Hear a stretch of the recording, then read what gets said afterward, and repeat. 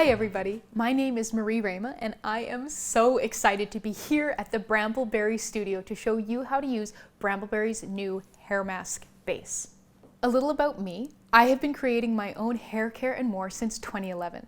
You might recognize me from my own YouTube channel, Humblebee and Me, where I share formulations and information for creating your own hair care, skincare, cosmetics, and more. In addition to YouTube, you can find my formulations on my blog, humblebeeandme.com, as well as in my book, Make It Up, The Essential Guide to DIY Makeup and Skincare.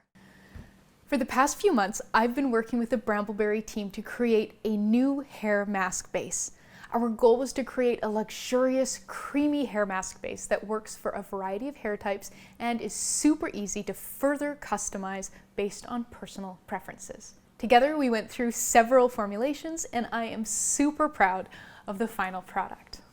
Today, I'm going to show you 3 easy ways to customize the base depending on your hair type. Brambleberry bases are an easy way to create your own products at home. I formulated this base with ingredients that are wonderful for hair care, including DL-panthenol and jojoba oil.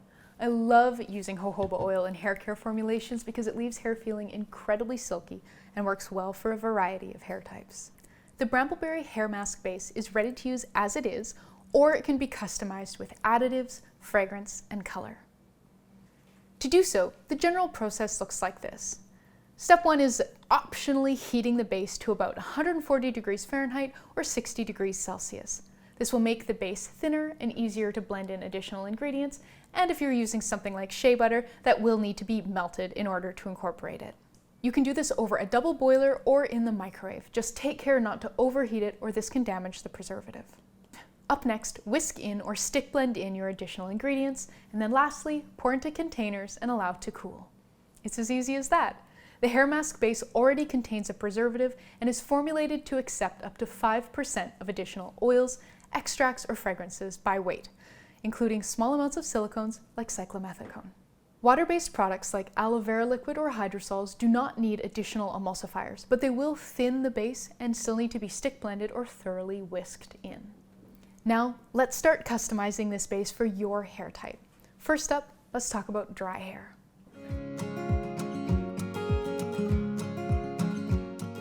For hair that tends to be dry, we are going to add ingredients that give the hair even more moisture and hydration. So to our heated base, I'm going to add an oil-based extract. So Brambleberry has a ton to choose from, and I'm going to use calendula extract today.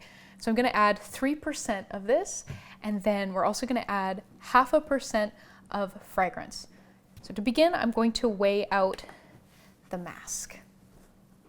So the heating the base is totally optional. I generally choose not to unless I need to. Just keeps things a little bit easier, speeds things up a little bit. So I've worked out the formulation ahead of time for the amount of additives and the amount of base that we need. So for this one, we're including 3.5% of additives. So this here is 96.5%. We're doing a 100 gram batch. So this is 96.5 grams of base here. And then we're going to weigh out our 3.5 grams of additives. We're switching scales here because this scale is much more accurate and we're weighing out some tiny amounts here. So we're going to begin with our calendula extract here. We'll need 3 grams.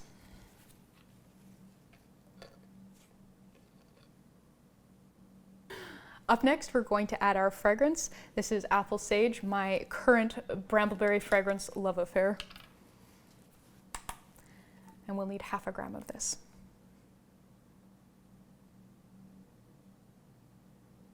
So to combine, what I like to do is pop a bit of the base in a smaller cup. And this just kind of lets me corner things a bit better for easier mixing. And then we've got our additives here. I'm gonna add that, scrape that in there. These are my all-time favorite spatulas. And then go in there with a wire whisk. And I like to start by kind of cutting it in, because if we go right in and start vigorously whisking, that thin liquid can slosh out. So I like to just kind of chop it in like this before starting to whisk to get a nice smooth blend without any spillage. You want to make sure that this mixture is super smooth before we continue, because any lumps that are present here will be a lot harder to get out once we have everything all in the same place. So there you go. Once that's all nice and glossy and gorgeous, tap off our whisk there and carry on. So I'm going to put this back in our parent batch. Get out every last bit of the mask. And then we're going to stir that all together. Oh, it smells so good. And once that is all nice and uniform, we're ready to package this up. So this is nice and thick. So this is definitely jar territory. Got these beautiful glass jars here, these nice aluminum tops, and in we go.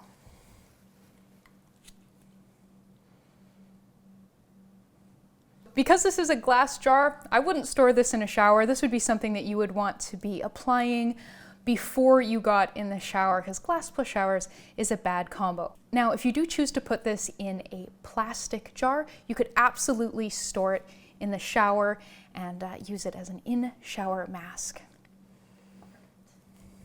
You can also use this as body lotion if you want. It's really versatile.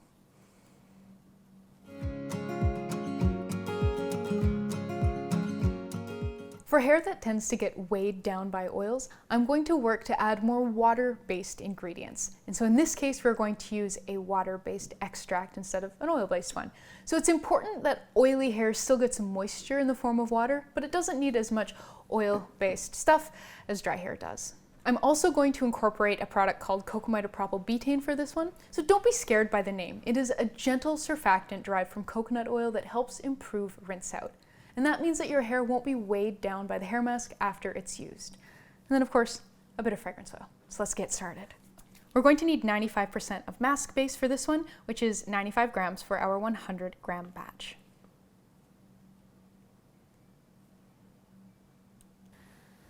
We're going to switch to a more precise scale to weigh out our add-ins.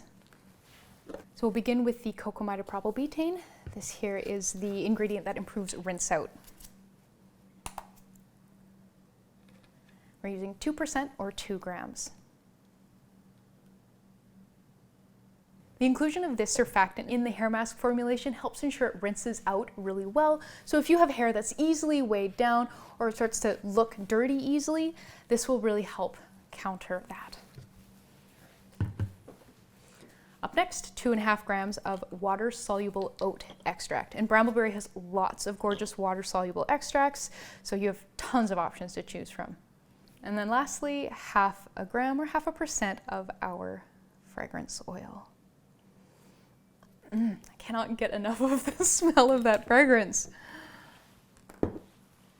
So just like last time, we're going to begin by putting a dollop of the mask in a little prep cup here, and then we're going to add our additives. And you're going to notice something a bit different happen this time around, and that's because of the additives that we're using. The surfactant, the cocamidopropyl betaine, is quite rich in electrolytes. And so you're going to notice some pretty dramatic thinning here. And that is something you're going to want to keep in mind when selecting actives. If they're rich in electrolytes, you might want to choose a lower amount than you might be inclined to. Make sure you're doing a test batch. Just generally keep an eye on things, as electrolytes will cause thinning. See how much thinner that is than the last time we did this? It's a pretty big difference. And too much thinning can lead to splitting. So make sure you're doing your testing here. But as we get this back in the parent batch, it'll thicken up a bit, it won't be quite as concentrated.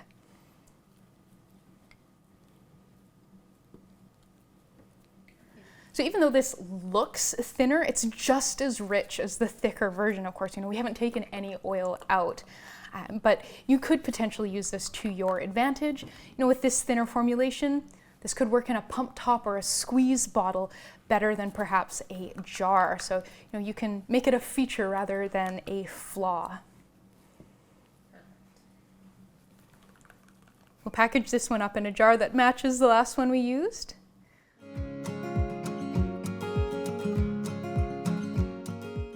And finally, let's talk about curly hair. Curls come in many forms, from light waves to tight coils. No matter what your curl pattern, adding a little rice curl complex to the hair mask base will help deliver protection and optimize the integrity of the hair while enhancing curl retention. So we're going to start again by weighing out our hair mask base. Once again, we're going to need 95% of this, which is 95 grams for a 100 gram batch. I really recommend starting with a 100 gram batch size as you're working on developing new customizations for this formulation or any other really. This is a great batch size for testing new things. It's enough to try it a couple times, but not so much that if you hate it, you're heartbroken if you have to throw it away. We'll pull out our more precise scale here, and we're going to start with the rice curl complex. We're going to add 4.5% of this, which is 4.5 grams for this batch size. And once again, half a gram of our fragrance oil. Since neither of these additives require heat to incorporate them, I'm doing this one cold process just like the other two.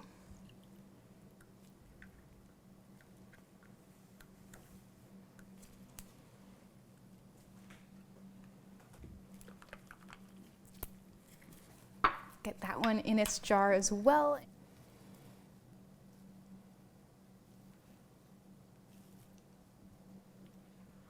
I hope this video helped give you some confidence to either try creating hair care for the very first time or maybe expanding your product line to include hair products. The Hair Mask Base is the perfect place to start, and I hope you love it as much as I do. A big thanks to Brambleberry for having me into their studios. If you like this video, give it a thumbs up and don't forget to subscribe. You can find more hair care recipes at brambleberry.com along with on my website, humblebeeandme.com. If you make this project, let us know in the comments. Thanks so much for watching. Bye.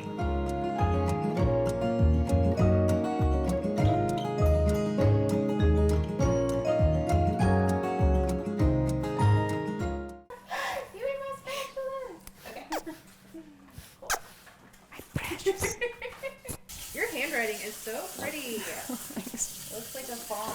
I cannot be trusted with like an iPad in the studio. Right, yeah. I'm like, oh, no. What is that? And it's like, oh, you spilled a bunch of fragrance oil in your notebook and you didn't even notice. That's what that is. That's why we don't use technology in the studio. Yeah. Look at us go. I know, isn't that weird how that, yeah.